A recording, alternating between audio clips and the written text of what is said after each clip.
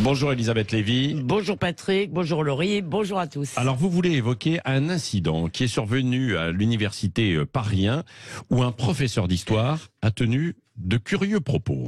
Alors j'ai été alerté, oui, par un tweet de l'UNI, le syndicat étudiant de droite, et j'ai recueilli le témoignage d'un étudiant qui est également membre de l'UNI. Alors ils ne veulent pas, les gens de l'UNI là, à Paris 1, donner le nom du professeur, ce qui est très bien parce qu'ils veulent éviter ce qui s'est déjà passé par exemple à Grenoble, des représailles, des agressions d'imbéciles excités. Alors hier matin, donc Auguste, qui est étudiant en deuxième année de licence administration économie, assistait au premier cours de l'année de ce professeur d'histoire contemporaine. Alors, c'est pas un petit jeune, c'est un enseignant chevronné. Il est connu comme militant insoumis. Il a été élu municipal. Alors, il a d'abord affirmé qu'on ne pouvait pas, donc tout ça, c'est Auguste qui me l'a raconté.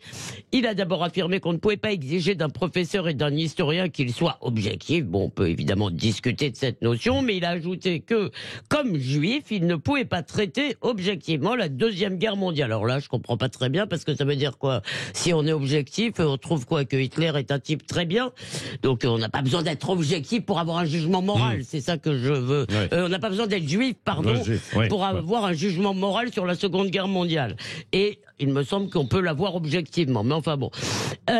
Est-ce qu'il aurait surtout déclaré ensuite que si certains étudiants avaient voté, alors attention, Macron, Ciotti, Le Pen ou même Roussel, oui, ils les respecteraient très peu, mais que si certains avaient voté Zemmour, il les considérerait comme des bêtes à abattre, car à cause de son histoire familiale, il ne pouvait admettre qu'un juif dise que Pétain a sauvé des juifs.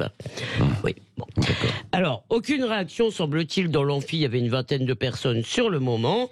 Le patron de l'UNI à Paris 1 a saisi la présidence de l'université. Il a déjà recueilli plusieurs déclarations sur l'honneur confirmant les faits, m'a-t-il dit hier soir, mais il n'y avait eu encore aucune réaction de la présidence. Oui, bon, il faut être prudent. Alors, si ces propos ont été bien tenus, ils sont évidemment inacceptables, mais que peut-on en penser, Elisabeth Alors Lévy? d'abord, cher Patrick, imaginez le charivari, si un prof avait traité les électeurs de Mélenchon de bêtes à abattre. Alors là, ce serait la une de Libé, on sonnerait le tocsin sur France Inter à France 2. Mélenchon appellerait à manifester contre la peste brune et Emmanuel Macron aurait tweeté que ces idées nauséabondes n'ont pas leur place en France, particulièrement à l'université. Mais comme c'est un homme de gauche, ça passe.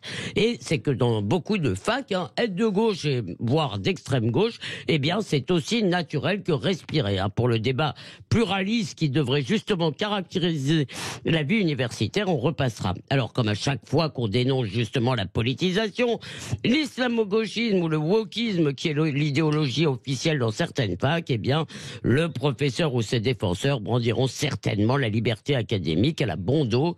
La liberté académique, elle n'autorise certainement pas un professeur à insulter ses étudiants, ni à les discriminer à raison de leurs opinions. Espérons que la présidence de Paris 1 saura rappeler à ce professeur la différence entre enseignement et endoctrinement. Merci Elisabeth Lévy.